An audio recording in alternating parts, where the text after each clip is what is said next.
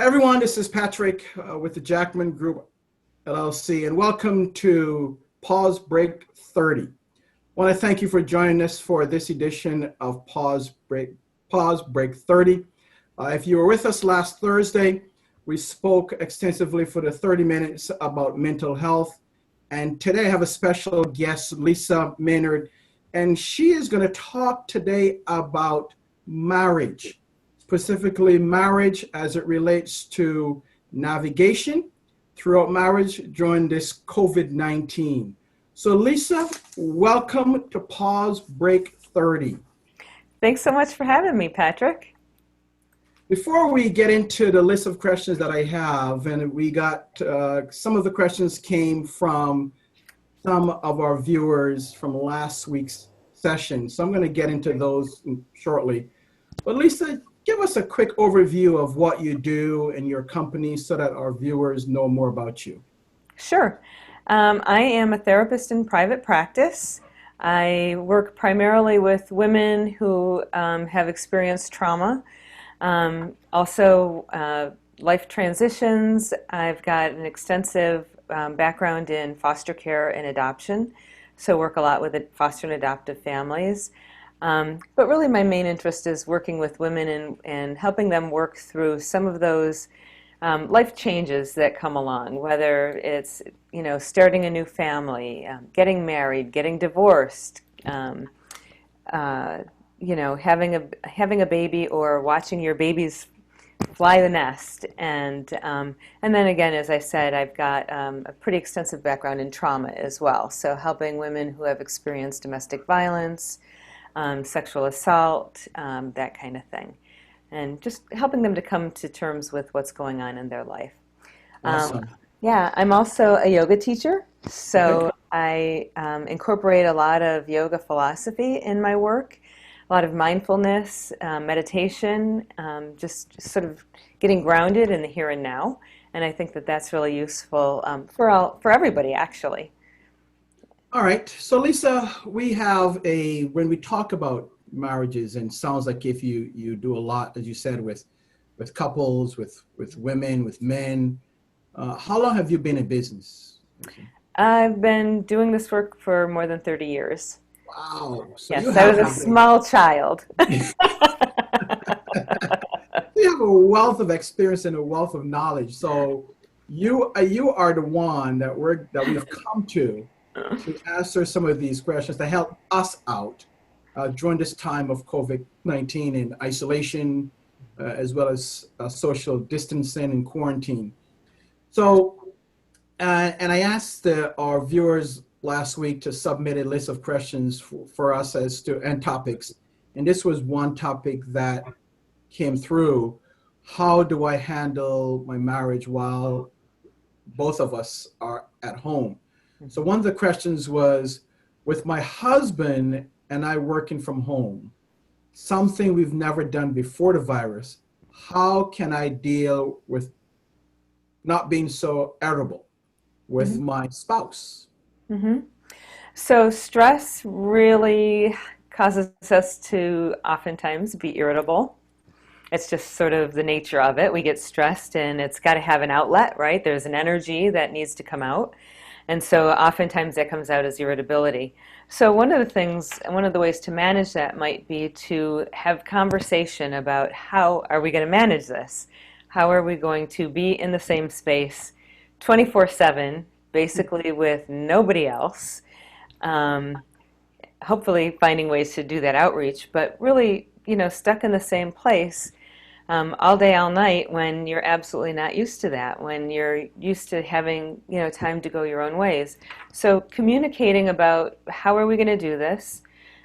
Simple things, if you're both working from home, not working in the same office. I have a home office. My spouse has a desk here, but we have agreed that I get the office and he gets the living room. and that's how we're going to work, because being in the same space is not it's not viable for a whole number of reasons. Maybe finding ways to come together that are sort of planned instead of interrupting each other. I was on the phone call the other day with some colleagues. We were having a Zoom meeting, much like this, and one of the women had young kids, and her kids kept coming in and out of the office, and her husband poked his head in and said, "Are you done yet?" And she was getting really frustrated. So again, having that communication. Listen, I've got a meeting. I need you to take care of the kids. I need, you to stay out of here, and when I'm done, I'll come out. Would be a really good way to handle that.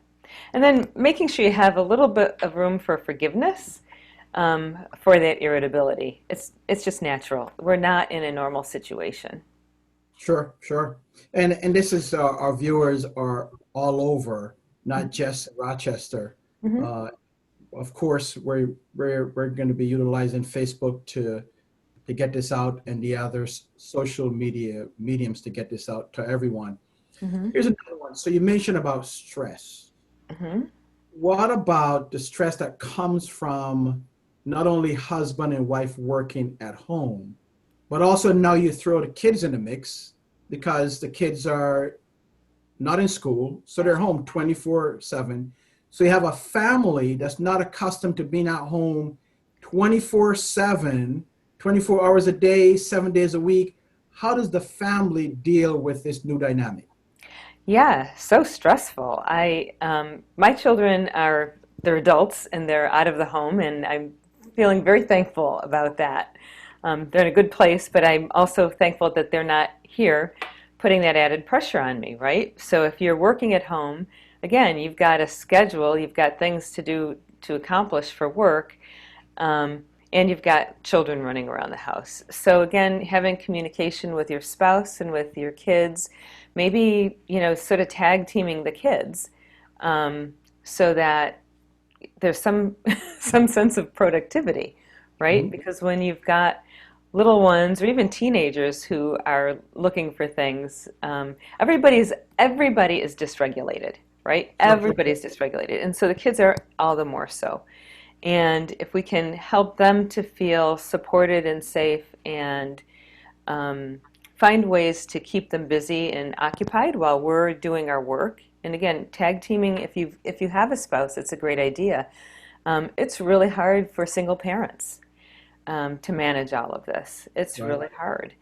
So yeah, I think finding a way to get some routine built in, Mhm. if possible, but not to worry about doing 7 hours of schoolwork. I mean, it's just, I mean, It's out. yeah, yeah, yeah. Most of us are not um, used to or comfortable with homeschooling. Some people do that and they're great at it, but most of us are not very good at that, and it's a lot of pressure on the parents and it's a lot of pressure on the kids. Just kind of let that go, not to put so much pressure on each other. Great advice. Good. Here's another one. Okay. Is there a way to handle disagreements between husband and wife where one may want to go out and the other is following the guidelines that's being put forth by authorities saying stay home? Yeah, that's a tough one. Yeah, yeah, that's a tough one. Stay home. We're supposed to be staying home. Stay home. And if your spouse is out and about, I mean, the conversation in my mind then is about how are you putting our family at risk by going. Maybe you feel safe. Maybe you feel like, okay, I'm going to wash down the cart, or while I'm browsing around Walmart, which apparently people are doing, just to get out of the house. And so they're finding in Walmart and Target, people are not doing social distancing and they're just sort of browsing because, let's face it, we're bored, right? We're Sure. not used to being confined to the home. And but you don't know who you're around. You don't know where they've been. You don't know who they've been exposed to, even when you're really careful. I mean, what they're finding is people who think they've been really careful have been exposed and come down with the virus. Yeah. And, I don't want my kids sick. I don't want my spouse sick. I don't want my parents sick. So the real responsible thing to do is not do that. So to have a real conversation about how are we keeping our family safe? And yeah, are there ways you can get out of the house Mhm. Mhm. that don't involve being around other people? Take Okay. the dog for a walk, take the kids for a walk. Um, get outside without being in the midst of others. Go outside, whether in the backyard, if there's a backyard, and exercise or do something, right? Yeah, right. Go play basketball. Just take a run around the block. Um, But by yeah, yourself by or just yourself. extend. Right, right. Yeah, yeah.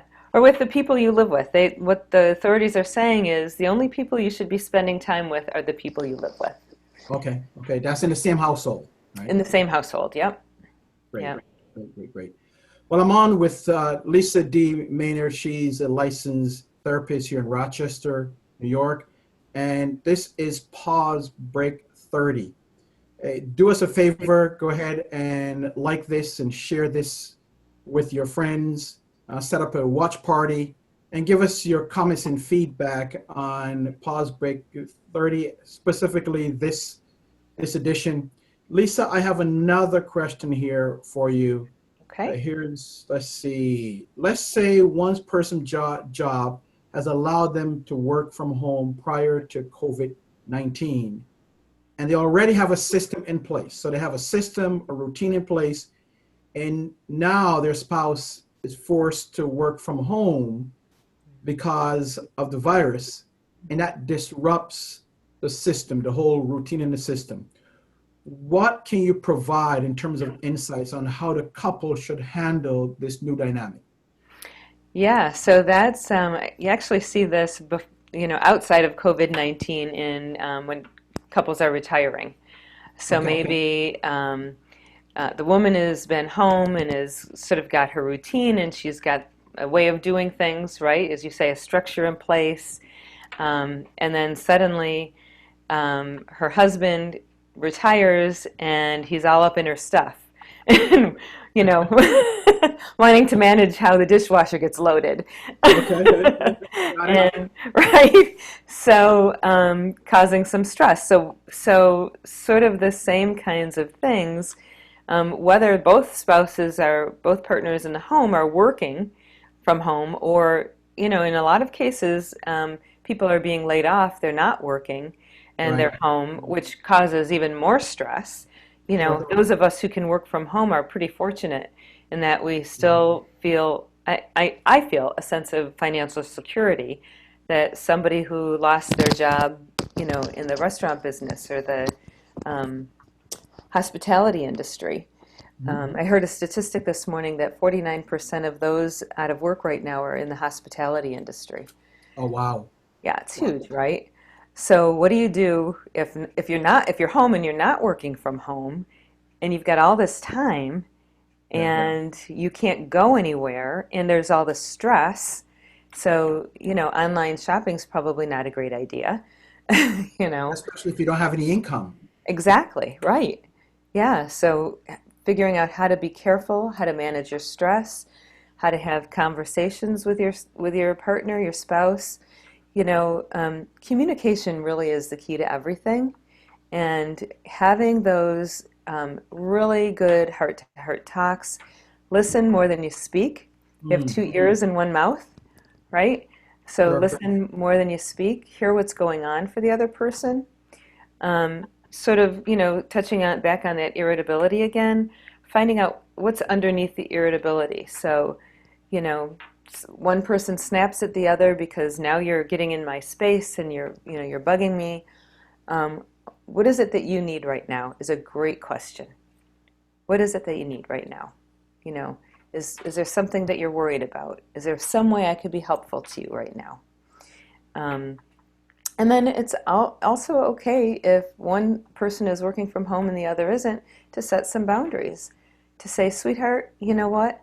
I am going to be thrilled to help you in an hour, but I need to finish this piece of work. I've got a deadline, or I've got a call, or whatever. It's okay to set boundaries, Sure. um, but we need to communicate them. We can't set boundaries in our head and then Not not let anybody communicate. know what they are. Yeah. Absolutely. And sometimes we tend to do that, right? Especially well, I shouldn't say men, but both parties, sometimes we think that the other person should know what we're thinking Right. without telling them, and they don't know. Right, right, and you're right, Patrick. It happens from both sexes. I mean, everybody does that. You make an assumption. Why don't you know what I need? Why don't you know, not to bother me when I've got my earbuds in and I'm talking, you know? Uh-huh. But you know, it seems kind of silly, but it's true. We need to really communicate. I've got a call. I need to be, you know, don't bug me for 15 minutes or an hour, whatever it is. Yeah. You That's can't make good. assumptions. Right. I know in our household, personally, I'm the one who have worked from home off and on. So I'm accustomed to working from home. Mhm. I have my home office, so in addition to working outside, Yeah. but working from home now is new to my wife. So I have to maintain a routine, getting up, making sure that I have my devotional, my prayer time, and then enter my office. So I'm in my office, and now I have to create a space for her downstairs. I'm upstairs, she's downstairs, Mhm. but we still have to maintain a level of normalcy. Right. So we may take some time for lunch, and Hmm. we get together and talk. Yeah. And then after that I make sure that I shut down and also have a conversation after work, similar to what we would do prior to COVID-19. Yeah, like if you're coming home from work, right? And coming back together. And the idea of a lunch break. So if you are accustomed to working in an office, oftentimes you have little, you know, you meet at the coffee, you know, in the coffee room or the, you know, the water cooler break. So you sort of have these little mini interactions throughout the day. And that's kind of normal. But if you're not accustomed to that, I work at home very often myself. I have a job that I'm doing that I'm working from home, and when I'm not seeing clients in my office. And so getting that getting that other interaction, getting that social interaction Mhm, doesn't really mhm. happen. So I'm used to that. That's Sure. you know that's okay for me. I have my dogs. Um, and they're a whole other story, right? Well, yeah. You control the pets, right? You're right. You throw the pets in the mix, and yeah, who's got to go out and who's chasing the mailman?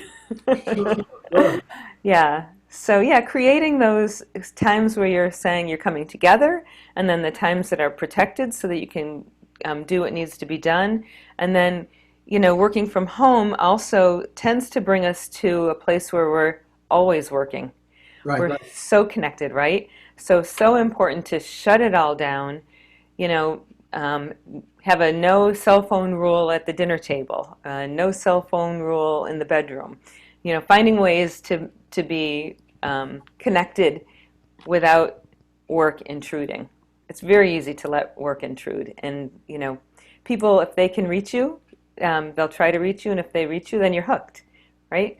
But Absolutely. we absolutely need to unhook. Good stuff. Let's take a couple more here, Lisa. One of the questions that came up was in this COVID-19 environment that we're in, social distancing, isolation, quarantine, and so on. And now you have, if there are kids involved, how does a couple carry out the regular date night? What do they do? Yeah, yeah, yeah. It's that is really hard. I just was had a couple last night where they've got a 4-year-old daughter, Mm, and because the daughter is 4 years old, they're both home working a little bit, but not so much. They both have greatly reduced hours because of the kinds of work they do. Um, and they were saying we're not having any time together. sure. Um, and when they do have time together, so they're on with their daughter, their 4-year-old. So a 4-year-old demands a lot of attention. Um, she's not going to swimming lessons. She's not going to, you know, daycare. All the things that she's used to doing. Um, so the parents are trying to figure out how to keep her occupied and busy and not going anywhere. Mom used to take her to the library, a couple of times a week. They'd do story hours. So they had all these activities that were built into their schedule that they can't do anymore. So they are super stressed trying to figure out how to keep this child occupied basically 24/7. Yeah. And then find some time for themselves. What they said was, by the time she goes to bed, they're just they're What? wiped out, Sure. totally wiped out. And trying to figure out, like, can we talk to each other? Yeah, forget it. First of all, right, you've got a little kid hanging on you all day. Most people are like, yeah, get off me, It right? goes about life, right? Exactly. It Hey, just goes away. I've had somebody on me all day. Don't need that going on now. exactly. Exactly. That's reality of things. It is reality. So, a couple of things that I suggested to them was, number one, you don't have to be their constant form of entertainment.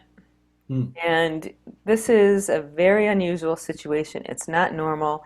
You react in a not normal way. So if you've got a, 30 minutes a day of television rule and you decide you'd like a little couple time, put on a video, put on something that's age appropriate for your child. And if it lasts for an hour, if it lasts for 2 hours, who cares?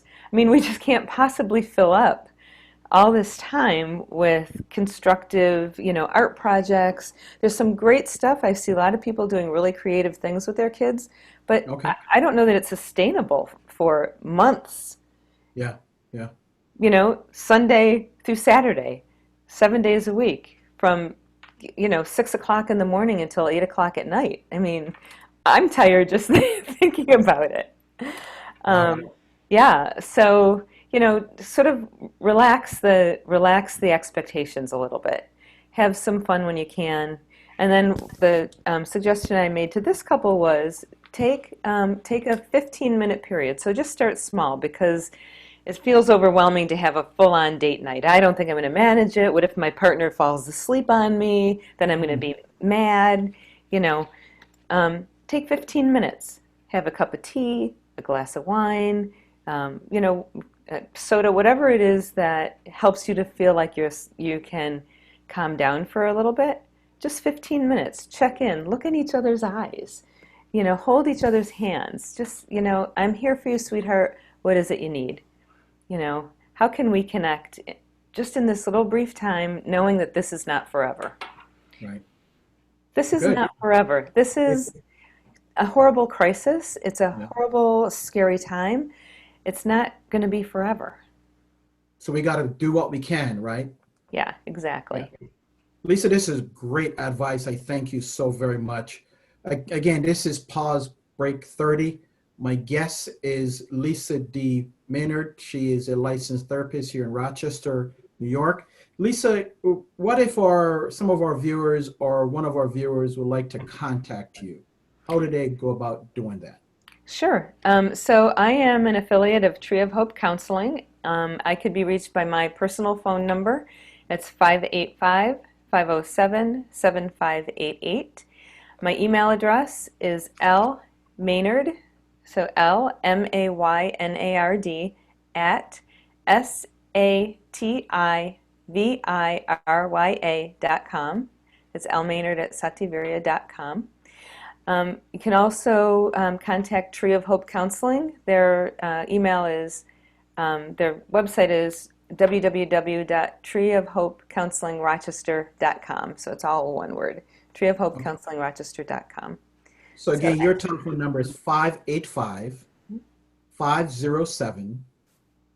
585-507-7588, right? yes, correct. And you can text or call, and if I can't pick up, leave me a message and I'll be back in touch within 24 hours. Awesome, awesome. Lastly, Lisa, let's talk about, are there any resources that you can share that's available for our viewers? And keep in mind that we have a global reach, so this is just not specific to Rochester. I know there are some local Rochester resources, but you can speak to that as well as others nationally that you may know. Sure. So there is, just locally, 211 is a great resource, right? It's nice and easy to remember, just 211. It's a mental health and suicide hotline. And so that's a nice, easy number to remember. I have to put my glasses on. The New York State has set up an emotional support helpline. It's being staffed by over 10,000 mental health volunteers. It's free. Um, the number for that is 844 863 9314. I haven't used it yet. I'm not exactly sure what the process is. I am a volunteer, but I believe you call into that line and then you're directed to a therapist who's on call. They're setting up an on-call schedule. Okay. Give us that number again, Yep, Lisa. sure. It's 844 863 9314. Okay, great. There is a suicide prevention hotline. In times of crisis, people who are already in an elevated state sometimes get even more elevated and get into a really serious crisis. The suicide prevention hotline national is 800-273-TALK. That's 800-273-8255. Great. Wonderful resources, Lisa. Is there any last comments or thoughts that you'd like to let our viewers know specific to navigating marriage in this COVID-19 environment? Well, I guess I would just say talk to each other, hold each other, sing to each other, find some find some space for yourself, but find some forgiveness for each other in this time of stress. Stress can push us apart, but it can also be a great time to pull together. And so working on pulling together would be a really great way to get through this crisis. Awesome. Lisa, thank you so very much. I wish you all the best. I pray for safety and health for you and your family. And thank you for coming on Pause Break 30. Again, you can reach Lisa if you are in need of therapy or counseling. And her number again is 585-507-7588. And for our viewers, this is Pause Break 30. Every Thursday at 7:30 to 8 p.m. Eastern Time. You can catch us here. Until next Thursday, I bid you good night and goodbye. Stay safe and healthy, and may God continue to bless you. Thank See you you. next Thursday. Bye-bye.